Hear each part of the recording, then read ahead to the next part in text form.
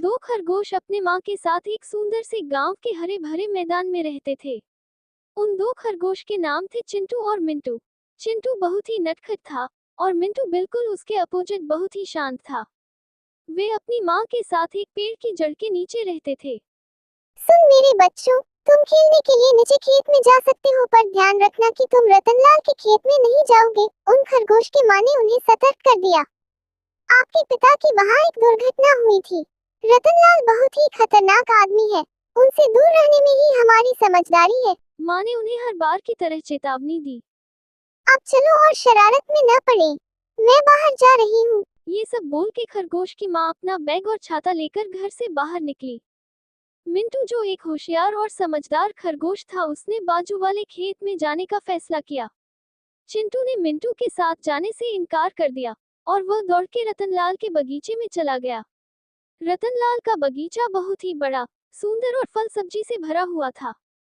रतनलाल के बगीचे में आसानी से खाने को मिलता था। चिंटू खरगोश ने बहुत ही सब्जी और फल खाया। बहुत ही खाने के बाद चिंटू के पेट में दर्द होने लगा। फिर भी वह उसकी परवाह न करता लालच के कारण खाता ही चला गया। चिंटू गाजर खाते वक्त आगे चला गया। तभी उसे रतनलाल पौधों को पानी देता दिख गया। वह सावधानी से पीछे जाने लगा।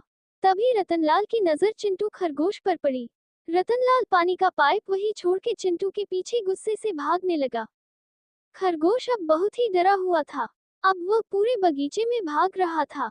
डर के कारण वह गेट के पीछे का रास्ता भी भूल गया था और डर के मारे भागते वक्त उसने अपने दोनों जूते भी खो दिए थे। बिना जूते से वह और जोर से भागने लगा। चिंटू भागते हुए के रतनलाल की गराज में जाके छुप गया। खरगोश बहुत देर से दिखाई न देने के कारण रतनलाल गुस्से से अंदर जाके छड़ी लेकर आया। रतनलाल बहुत ही निश्चित था कि वह खरगोश अपने ही बगीचे में छुपा हुआ है। वह बगीचे में ध्यान से देखने लगा।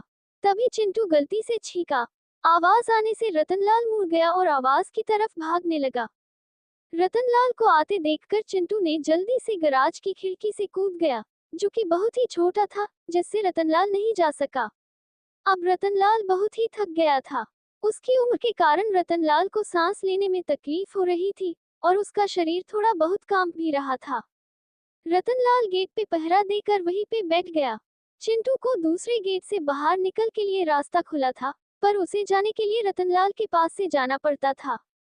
पर अब उसके पास एक ही मौका था, रतनलाल के पास से गुजर जाना, और चिंटू ने वह मौका नहीं छोड़ा।